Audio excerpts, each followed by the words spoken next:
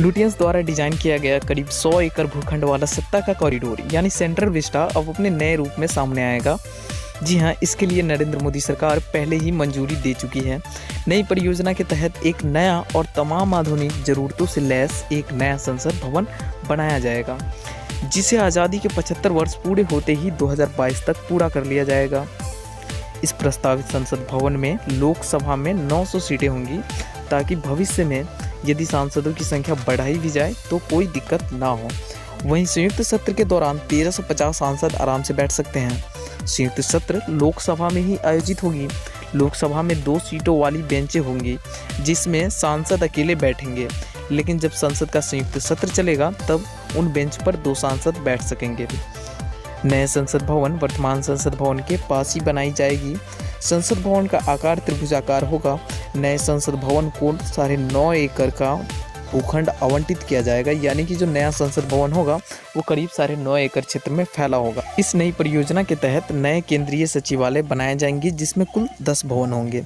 आपको बता दें कि वर्तमान में रायसीना हिल पर राष्ट्रपति भवन के सामने स्थित नॉर्थ ब्लॉक और साउथ ब्लॉक से ही पीएम ऑफिस, होम मिनिस्ट्री, वित्त मंत्रालय और रक्षा मंत्रालय जैसे महत्वपूर्ण मंत्रालय संचालित होते हैं, लेकिन बहुत सारे अन्य मंत्रालय शास्त्री भवन, कृषि भवन, निर्माण भवन और उद्योग भवन से संचालित होते हैं।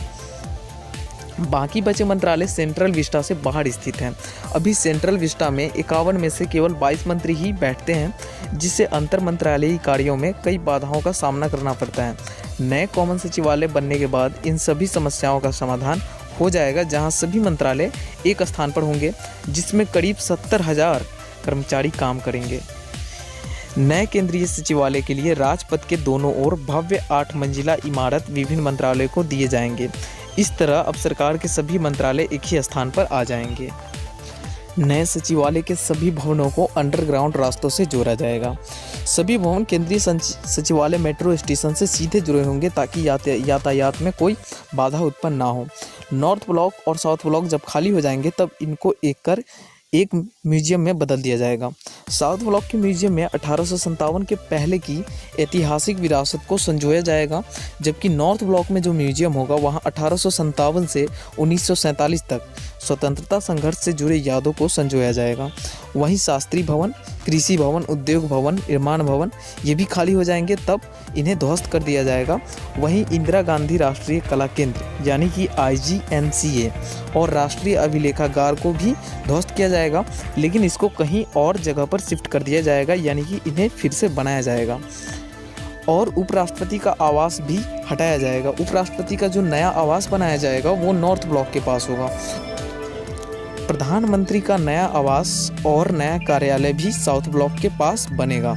और पीएम के आवास और कार्यालय के बीच की दूरी इतनी कम होगी कि पीएम अपने आवास से पैदल ही अपने कार्यालय तक जा सकते हैं।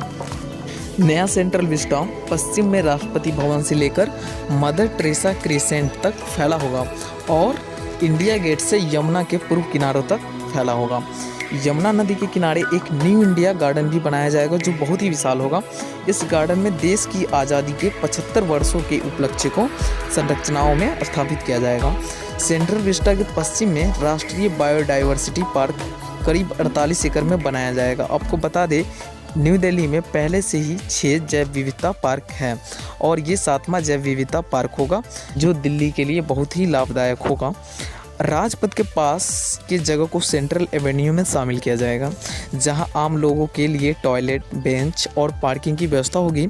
यहां भी अंडरग्राउंड रास्ते बनाए जाएंगे। इस परियोजना में राष्ट्रपति भवन और इसके परिसरों में कोई परिवर्तन नहीं किया जाएगा, यानी कि राष्ट्रपति भवन और इसके परिसर वैसे के वैसे ही रहेंगे। जो सभी नए इमारत होंगे वो आधुनिक और वर्ल्ड क्लास होंगी, जिसकी उम्र 150 वर्ष से भी अधिक होगी। सभी भवनों में पार्किंग, ग्रीन फील्ड और वाटर मैनेजमेंट का सिस्टम भी वर्ल्ड क्लास होगा। इस प्रकार लुटियन द्वारा ब्रिटिश काल में डिज़ाइन की गई सत्ता का गलियारा यानी कि सेंट्रल विस्टा को और आधुनिक और वर्ल्ड क्लास बनाते हुए पूरी तरह बदल दिया जाएगा और ये न्यू इंडिया का नया सेंट्रल विस्टा यानी कि सत्ता का गलियारा होगा।